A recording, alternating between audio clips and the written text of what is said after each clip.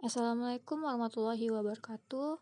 Pada kesempatan kali ini, kami akan menjelaskan materi pasar modal, lembaga clearing, dan penjaminan. Untuk penjelasan materi pembelajarannya, yang pertama itu ada pengertian lembaga clearing dan penjaminan, yang kedua ada tugas dan fungsi KPEI, yang ketiga ada layanan KPEI, yang keempat pasal-pasal mengenai KPEI, dan yang terakhir tata kelola KPEI.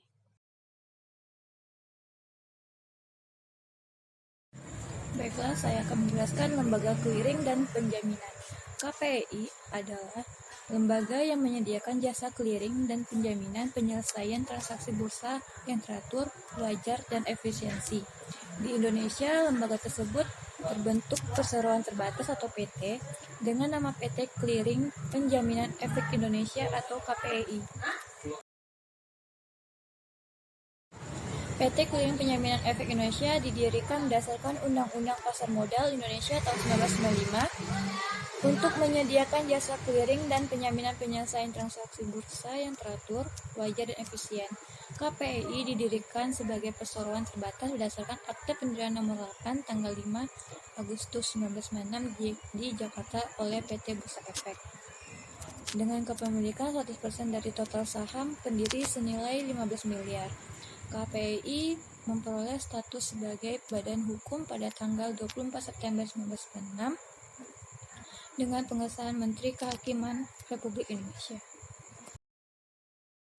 Proses clearing yang dilakukan KPEI dimaksud agar setiap anggota clearing mengetahui hak dan kewajiban, baik berupa efek maupun dana yang harus diselesaikan pada tanggal penyelesaian.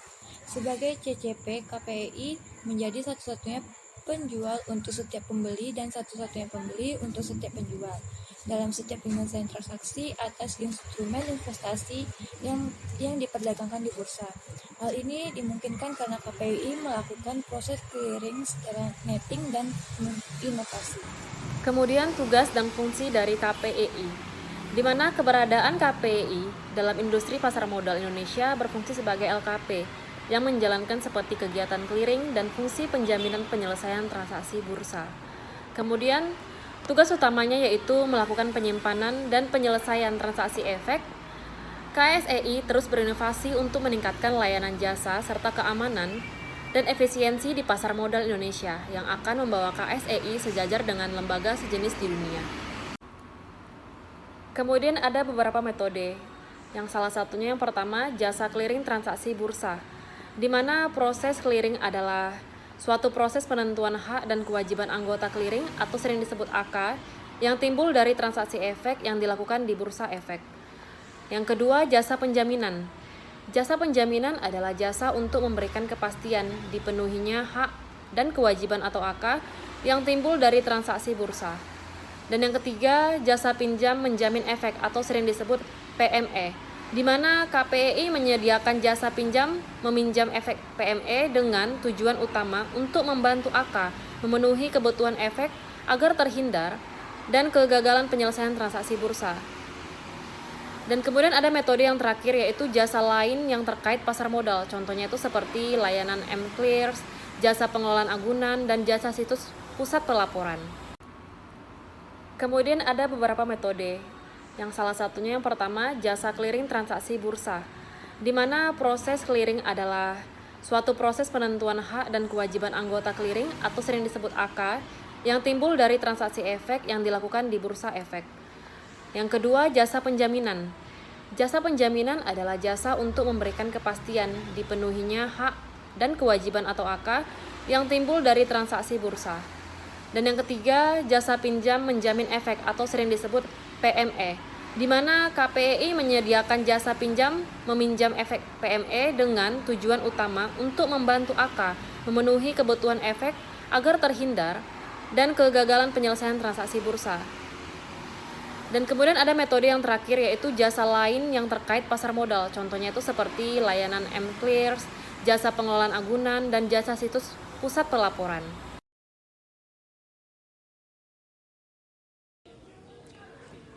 Terdapat 9 pasal dalam mengandung KPEI. Yang pertama itu pasal 15 yang berbunyi lembaga clearing dan penjaminan dapat mengenakan biaya atas jasa pengelolaan investasi dana jaminan paling banyak itu 10% dari pendapatan bersih dana jaminan setelah pajak. Yang kedua berbunyi, otoritas jasa keuangan dapat menentukan batasan lain yang lebih kecil atas biaya jasa pengelolaan dana jaminan dengan memperhatikan kondisi keuangan lembaga clearing dan penjaminan. Dalam pasal 6 berbunyi, dana jaminan hanya dapat diinvestasikan dalam bentuk deposito bank dan atau surat berharga negara. Nah, di pasal 17 itu mengelola dana jaminan lembaga clearing dan penjaminan wajib memenuhi ketentuan sebagai berikut. Antara lain, yang pertama itu memisahkan penyimpanan atau pencatatan atau pembukuan antara aset lembaga clearing dan penjaminan dengan aset dana jaminan. Yang kedua itu menyediakan tempat penyimpanan yang aman atas aset dana penjaminan.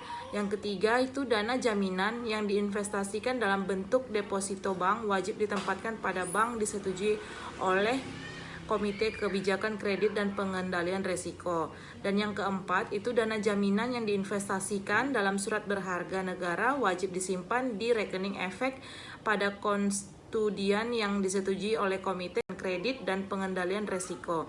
Nah, di dalam 4 artikel ini terdapat pada bunyi pasal 17 tadi. Nah, di pasal 18 itu hasil investasi dana jaminan wajib ditambahkan ke dalam dana jaminan setelah dikurangi biaya atas jasa pengelolaan investasi oleh lembaga clearing dan penjaminan pasal. Nah, di pasal 19 itu terdapat lembaga clearing dan penjaminan wajib menyampaikan laporan keuangan dana jaminan secara bulanan dan tahunan kepada otoritas jasa keuangan. Kewajiban penyimpanan laporan sebagai yang dimaksud pada ayat 1 dilaksanakan dengan ketentuan sebagai berikut. Ada 5. Yang pertama itu laporan yang disusun dan disampaikan secara terpisah dari laporan keuangan lembaga clearing dan penjaminan. Nah, yang kedua itu laporan disajikan dengan menggunakan standar akuntansi keuangan yang berlaku. Yang ketiga itu laporan yang ditandatangani paling sedikit itu oleh 1 orang direksi, lembaga clearing dan penjaminan. Yang keempat itu laporan bulanan disampaikan paling lambat itu di hari ke-15 pada bulan berikutnya. Yang terakhir dan audit oleh akuntan yang terdaftar di otoritas jasa keuangan.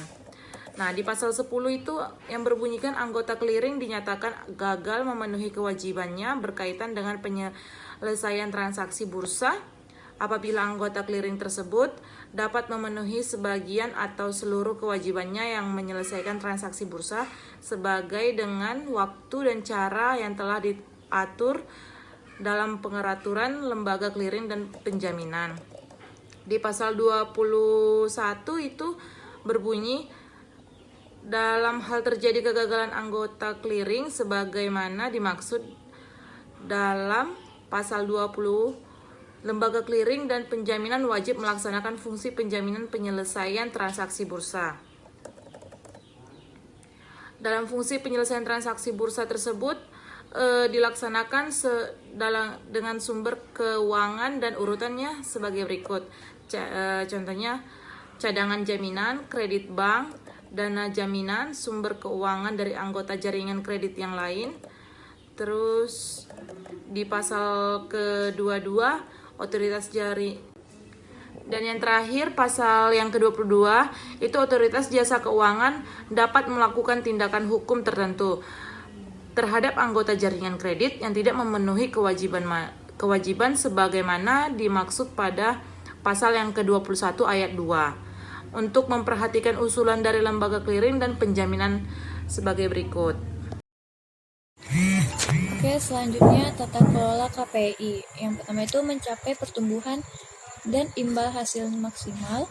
Tata kelola KPI, tata kelola KPI membudayakan GCG pada budaya kerja perusahaan, mendukung aktivitas pengendalian internal, meningkatkan kualitas bertanggung jawab kepada stakeholders, dan meningkatkan nilai tambah perusahaan.